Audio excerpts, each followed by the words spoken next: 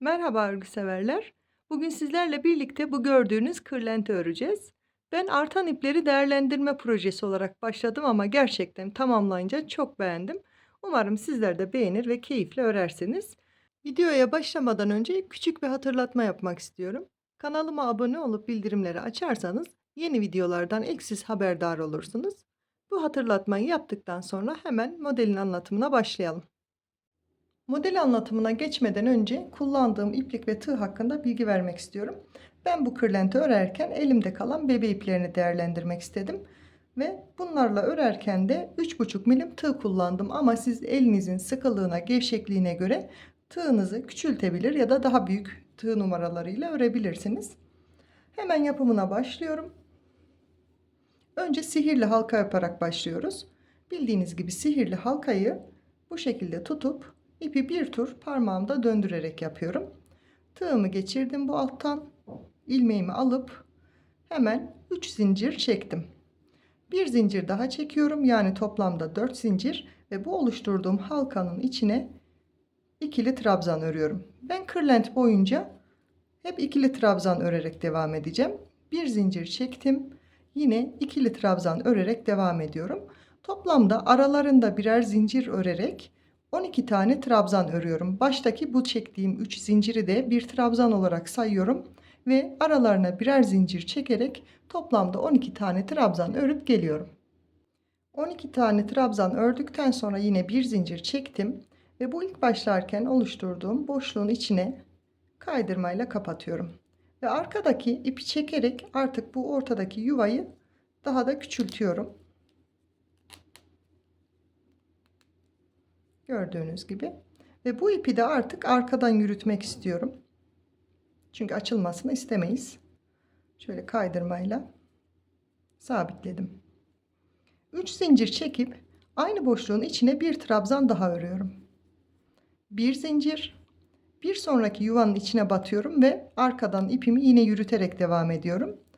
Yine 2 tane trabzan. Bir zincir, 2 trabzan. Bu şekilde bütün boşlukların içine aralarında birer zincir çekerek 2 tane ikili trabzan yapacağız. Yani 12 tane ikili trabzanlarımız olacak. Son trabzanlarımı da ördükten sonra bir zincir çektim ve ilk başlarken yaptığım trabzanın tepesine batarak kaydırmayla kapatıyorum. Ve bu boşluğa geçmek için yine ilmeğimi alıp kaydırmayla kapattım. Bu kez bu boşlukların içine üçer tane ikili trabzan yapacağız. Aralarında birer zincir çekerek. Bildiğiniz gibi ikili trabzan iki seferde çıktığımız trabzandı. Nasıl yapıyorduk?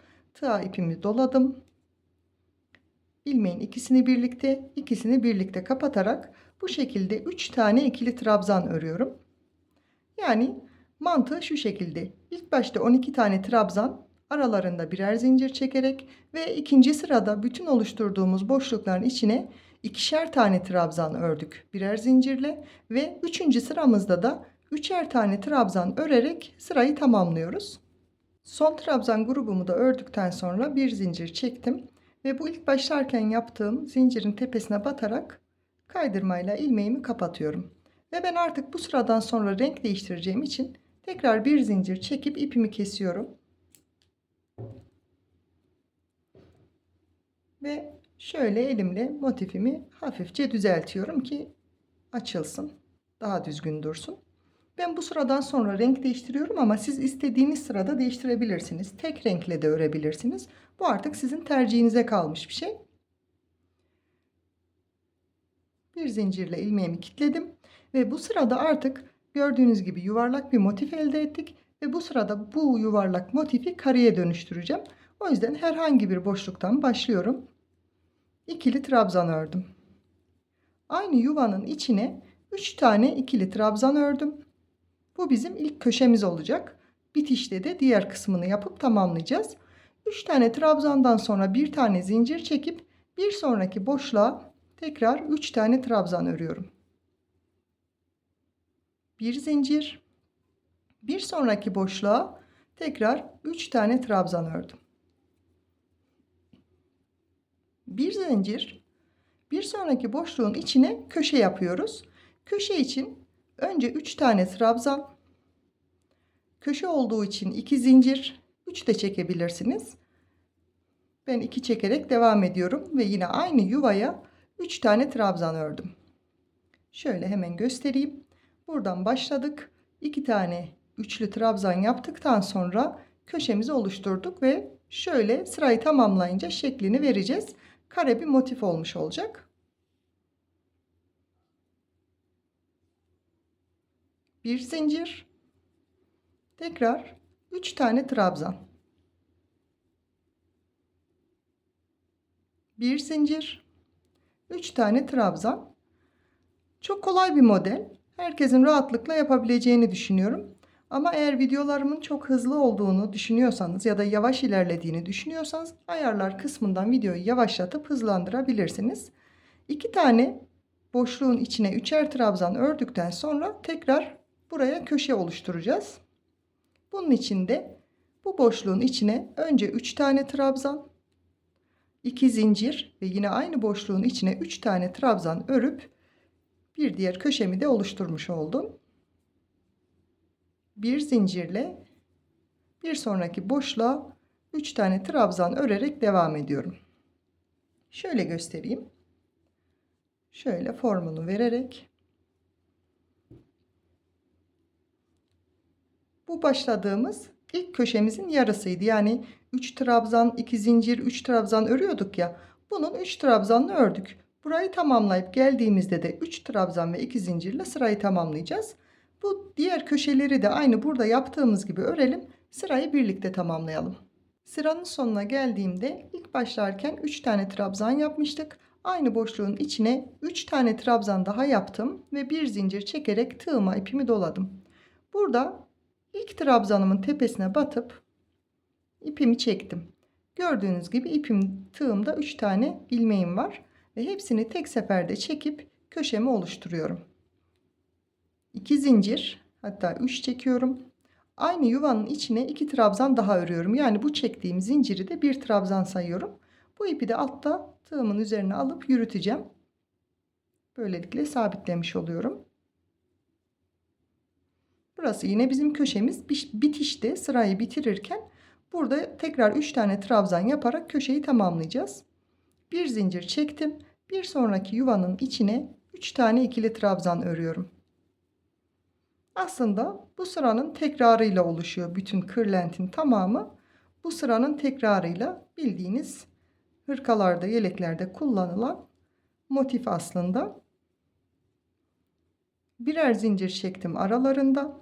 Her bir boşluğun içine 3 tane trabzan ördüm. Alt sırada 2 taneydi. Bu sırada artış oldu ve 3 tane trabzan grubumuz var. Ve yine bir zincirle köşeye geliyorum. 3 trabzan, 2 zincir ve yine aynı boşluğun içine 3 tane trabzan örerek devam ediyorum. Bir zincirle bir sonraki boşluğa tekrar 3 tane trabzan örüyorum. Ve tekrar bir zincir çekip bu şekilde devam ediyoruz. Şöyle göstereyim. Ben sırayı tamamlayayım. Bir üst sırada ben tekrar renk değiştirmeyi düşünüyorum ama renk geçişleri kaç sıra yapacağınız, isterseniz 1 sıra, 2 sıra, isterseniz 3-4 sıra, artık bu sizin zevkinize ve iplerinizin durumuna göre değişir. Ben sıramı tamamlayayım, daha sonra birlikte devam edelim. Son 3 tane trabzanımı ördükten sonra artık ip değiştireceğim için 2 zincir çekip ilk çektiğim zincirin tepesine kaydırmayla kapatıyorum. Ve bir zincir çekerek ipimi kesiyorum. İpim de az kaldı. Gördüğünüz gibi hem artan iplerimiz değerlenmiş oluyor hem de güzel bir ürün çıkarıyoruz. Her sırayı ördükten sonra ben şu şekilde elimle form veriyorum. Gördüğünüz gibi hemen bir sonraki renge geçiyorum. O ipleri de arkada temizleyerek devam edeceğiz. Herhangi bir köşesinden tekrar başlıyorum. İkili trabzan ördüm. 3 tane ikili trabzan ördükten sonra yine diğer sıralarda yaptığım gibi bir zincir çekerek gördüğüm her boşluğun içine üçer tane trabzan örüyorum. Bir zincir, bir sonraki boşluğun içine 3 trabzan,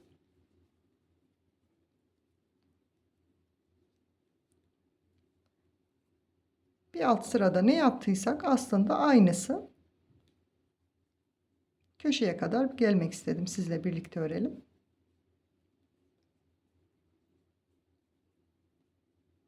Bir zincir ve köşeye geldim.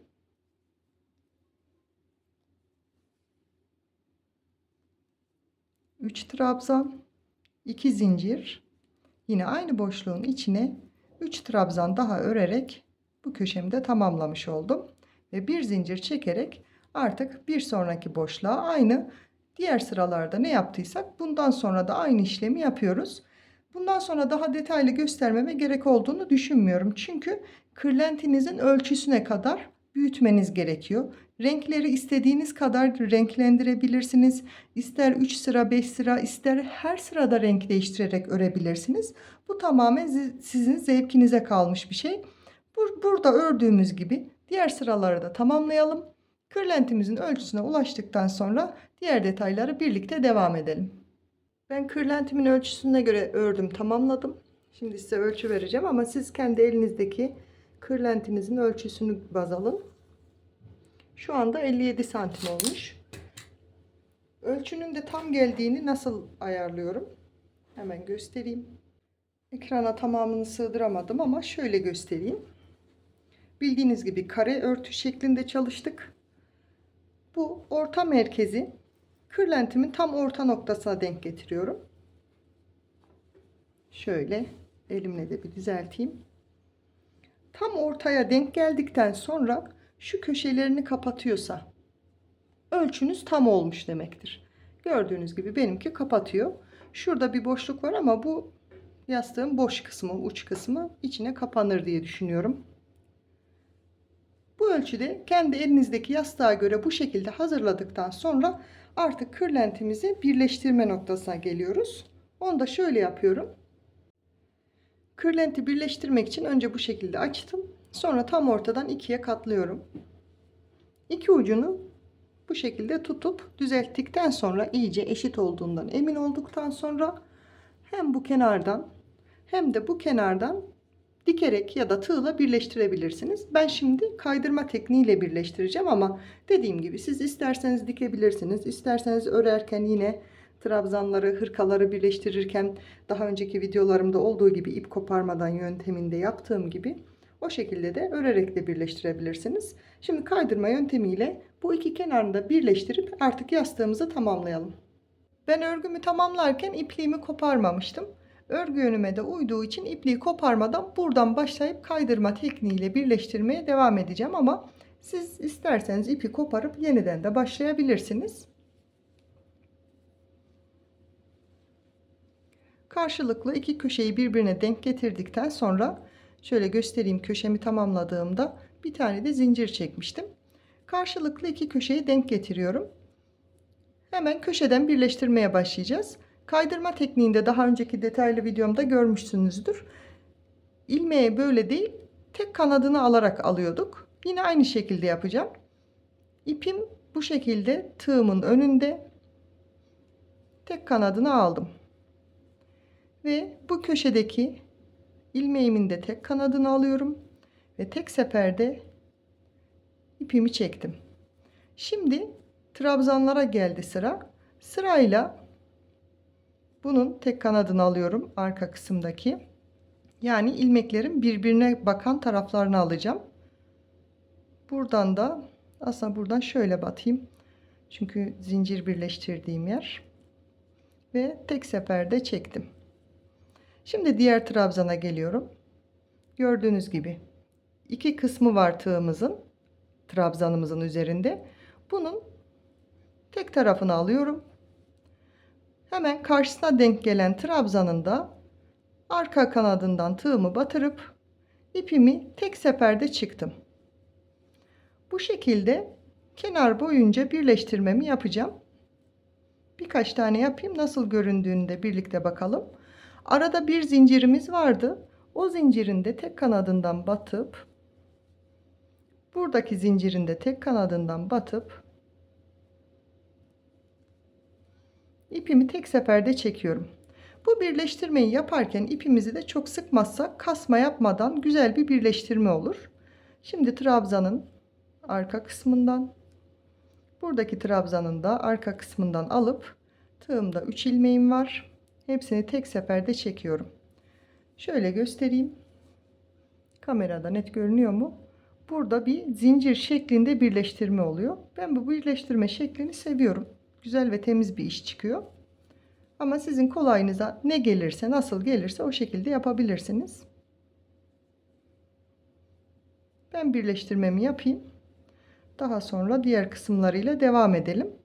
Aynı şekilde burada yaptığımız gibi diğer kenarda da ipliğimizi koparıp ister buradan başlayın, ister buradan başlayın. Aynı şekilde birleştirmemizi yapıp kırlentimizi tamamlayalım.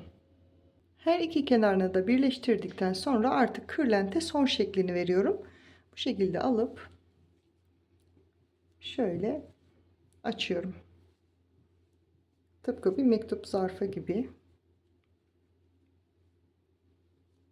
Hemen şöyle düzelterek bu kez de bu açık kalan kısımları birleştiriyoruz. Yani buradan başlayıp yarısına kadar, buradan da başlayıp yarısına kadar birleştiriyoruz.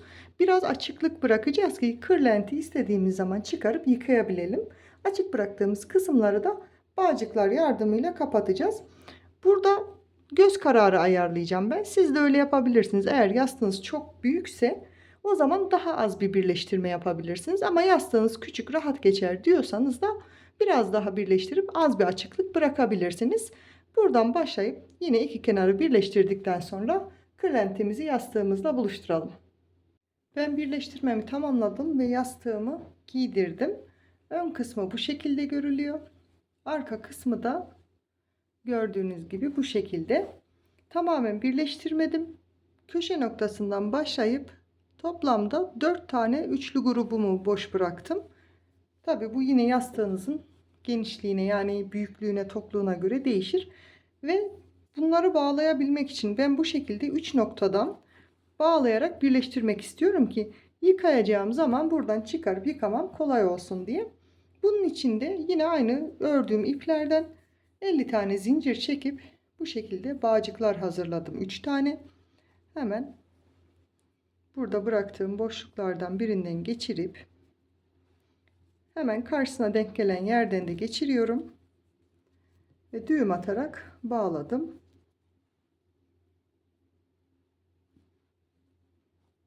Buradan da aynı şekilde karşılıklı noktalardan ipimi geçirip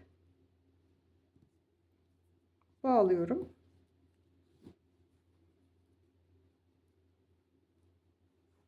Ve son olarak orta kısımdan da şöyle köşe noktasından geçirip ipimi bağlıyorum. Ve kırlentimizin yapımını tamamlamış olduk. Bence hem örmesi kolay, sonuç çok güzel oldu diye düşünüyorum. Umarım siz de beğenirsiniz. Ben çok sevdim. Elimde bu renkler vardı. Aslında daha farklı renklerim de vardı ama bunların birbirine çok yakıştığını düşündüğüm için bu renkleri kullandım.